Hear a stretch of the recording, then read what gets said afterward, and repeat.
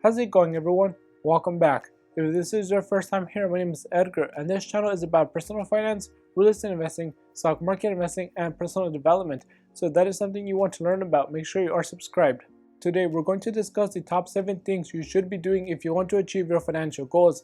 Everyone has financial goals. The only difference is how serious you are about achieving your goals. Whether your goal is to get out of debt, buy a house, retire early, or become a multimillionaire, you have financial goals. So here are some key steps you can follow that will help you achieve your goals. The first item on the list is to reflect on yourself and really think about what your goals are, and this is important because that will determine what steps you need to take to achieve those goals. If your goal is to simply become rich, then you're going to have a hard time achieving it because being rich is subjective and it means different things for different people. For one person, being rich can mean having $1 million, but for another person, that can mean having $100 million. If your goal is to have $100 million, then you will not be doing what the person who wants $1 million is doing. Your goal also cannot be to build an empire because an empire has many different meanings. Do you want to build an empire like the Aztecs did, or do you want an empire like Jeff Bezos, or do you want an empire in tech or in real estate? If you only define your goal as building an empire, then you will find yourself putting effort and wasting time on things that are not helping you reach your goals. For example, if your goal is to create a restaurant chain like Chick-fil-A or Domino's, you will need to focus on creating a menu, picking restaurant locations, and advertising. In other words, all of your effort will go towards building your restaurant chain and not on other things like opening a pet store or building an app. So when you know what your goal is, you can focus all of your attention on that and not get distracted by other things that are not helping you reach your goals. The second thing you must do to achieve your financial goals is overcome any fear you have. This is probably one of the top reasons many people don't reach their full potential, and it's not something you can change easily, but it will be the difference between achieving your goals and not. Everyone is afraid of something, and that's normal, but the difference is how you handle that fear. Maybe you're afraid of failing and looking like a fool, or you're afraid of rejection, but you can either let that fear stop you from going after your goals, or you can find a way to overcome that fear. Let's say you own a business where you design and print promotional items like banners, postcards, and signs for other businesses, and you're looking for more clients, but you are afraid of putting yourself out there and getting rejected. If you find yourself in a situation like this, you should ask yourself if you're more afraid of making some cold calls to other businesses, or if you're more afraid of your business failing and not being able to pay your bills or not being able to provide for your family. If you make some calls to other businesses, they have no idea who you are or what you look like, so who cares if they hang up the phone? Just about everyone will be more afraid of their business failing than getting some rejections from people who don't matter. So when you hesitate to do something out of fear, you should take that fear and use it to motivate you and not to hold you back. And being afraid is a good thing because that means you are pushing the boundaries and doing new things, and that's where you will see some real progress.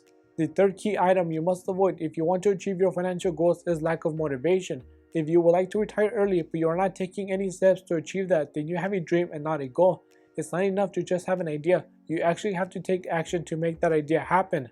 If you would like to become debt-free but you've never created a budget and you've never taken the time to go through all your debt and create a game plan for paying it off, then you lack motivation because I don't think there's anyone on this planet who is afraid of being debt-free. Maybe your debt isn't so bad that you are getting collection calls and your house is going into foreclosure. Maybe you're able to make all the minimum payments, which is why you lack motivation to actually begin working to achieve your goal of becoming debt-free. Whatever your financial goals are, you must feel motivated enough to get started and keep it going even if you don't see results right away. The next step is to have a written plan where you can outline your goals and establish a timeline for when you want to achieve each one of your goals. When you're building a house, you don't just throw random pieces together. You first meet with engineers and architects and come up with a game plan on how big the house is going to be and how it's going to look. Then you meet with contractors and plan the actual building of the house. The point is everything is planned out ahead of time and everything is completed in phases. So if you want to be successful, you should set daily goals, monthly goals, quarterly goals, annual goals, and even long-term goals. A daily goal could be something like thinking of new ideas for your business or working on your side hustle for 3 hours. Then monthly and quarterly goals can be meeting with new investors or increasing revenue by 5%. And then annual and long-term goals could be something bigger and ambitious like opening new locations or doubling your revenue in 5 years. When you're putting your goals on a timeline, it becomes easier to track your progress and reflect on how close you are to reaching your goals. If you're having trouble putting your goals on a timeline, then you can think about where you would like to be in 5 years and you can work back from there and write down the steps you will need to take. If your goal is to save $500,000 in the next 5 years, then you can break it down to say $100,000 every year, or you could save $50,000 in the first year, then $100,000 in the second year, and so on until you reach your goal. Many people say they don't write down their goals because when they write down their goals and they don't reach them, they feel like a failure and it brings their spirit down. But when this happens, and it will happen, you should become more motivated to put in more work so next time you do reach your goals. And look at it this way, if your goal was to double the revenue of your business in 5 years, but it actually took you 6 or 7 years, then that's better if you didn't set any goals and your business remained flat. If the goal is for you and your wife or husband to get out of debt, buy a house, or start a business, you should sit down with them and clearly define what those goals are, what's the timeline for reaching those goals, and make sure everyone is on board and on the same page. The same applies if your goals involve your business. You want to make sure all of your employees know and understand what the goals for the business are, so everyone is on the same page and they all work to achieve the goals you have set. The thing you want to avoid, whether we're talking about personal finance goals or business goals, is each person having their own agenda and working towards different goals, because that's going to slow down the progress and no one will achieve their goals. So by having clear goals and putting them on a timeline, you will be in a better position to focus on your goals, stay motivated, and achieve those goals. The fifth thing you should do if you want to achieve your financial goals is break any bad habits. Everyone has bad habits, and I don't think there's someone out there who doesn't have any bad habits, but the more of these bad habits that you can stop doing, the better chances you will have of achieving your financial goals. And because this channel is about finance and investing, we will stick to talking about bad habits that affect you financially. For example, if your goal is to get out of debt and you have a habit of making impulse purchases, then that's a bad habit you must address if you truly want to be debt free. Or if you feel like you don't have enough time in the day to do everything you would like, but you spend hours watching Netflix, then that's time you are wasting that is better spent working on something else that will bring you more value than watching Netflix. You should identify any bad habits that you have that are keeping you from reaching the goals you have set for yourself, and by doing this, it will be much easier to achieve those goals. The next thing you should do so you can reach your financial goals is create a budget and pay attention to all the money that comes in and all the money that goes out. This step is especially important for those who are in debt, because most people who are in debt are in that position because they do not manage their money well. I'm sure you've heard of stories of people making $250,000 who are deep in debt, and then there's people making $60,000 who have zero debt and have a good amount of money saved. So when you set up a budget, you create a spending plan for your money, so it's a way to make sure you will have enough for the things that you need and the things that are important. If your goal is to become debt free, then you need to make sure all of your expenses are well below your income, so you have enough to pay down your debt as fast as possible. Once you create your first budget, begin to use it and get a feel for how it can help you manage your money. You may want to map out your spending and budget for 6 months or 1 year down the road. By doing this, you can see when your money might be tight and when you will have extra money, and that way you can look for ways to even out the highs and lows.